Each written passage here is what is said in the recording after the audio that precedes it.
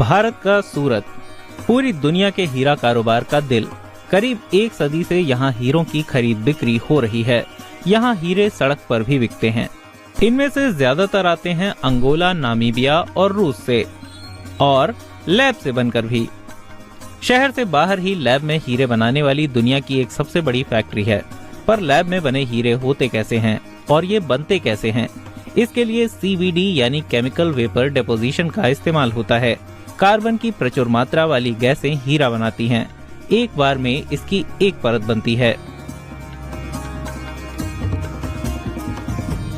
रिएक्टरों में लैब वाला हीरा बनाने की प्रक्रिया में करीब 20 से 40 दिनों का समय लगता है। समय कच्चे हीरे के आकार पर निर्भर है। इस प्रक्रिया में कच्चे हीरे तैयार किए जाते हैं। कच्चे हीरे की प्रोसेसिंग, प्लानिंग, कटिंग और पॉलिशिंग होती है। इसके बाद आपको ये बिल्कुल खान से निकलने वाले हीरे जैसा दिखता है। हीरे के उद्योग के मामले में दुनिया में भारत का दबदबा है। हालांकि डोनाल्ड ट्रंप के टैरिफों ने इसे काफी मुसीबत में डाला है। वैसे टैरिफ से पहले भी इसके लिए एक बड़ी मुसीबत आ चुकी थी, लैब में बने हीरे। लैब में बनकर इतने हीरे बाजार में आ रहे थे कि न सिर्फ ज्यादा सप्लाई के चलते लैब के हीरों के दाम गिर रहे थे, बल्कि प्राकृतिक हीरों के दाम पर भी असर पड़ रहा था। चलिए जानें भारत और दुनिया में प्राकृतिक हीरों और लैब में बने हीरों के कारोबार में क्या कुछ नया होने जा रहा है। लैब में बने हीरों का बाजार तेजी से बढ़ा है। भारत और चीन इसके सबसे बड़े खिलाड़ी हैं।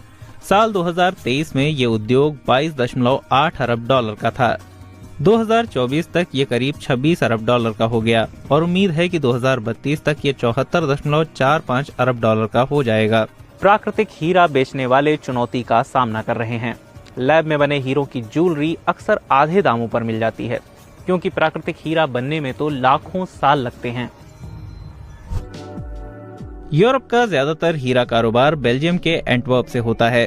यहाँ अभी पारंपरिक हीरों का ही जलवा कायम है।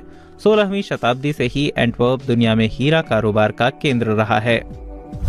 तब भी दुनिया के कोने कोने से हीरे बेचे जाने के लिए एंटवर्प भेजे जाते थे। ये शहर अपने डायमंड एक्सचेंज या सराफा बाजार के लिए मशहूर हो गया और इस बाजार में धाक थी यहूदी कारोबारियों की।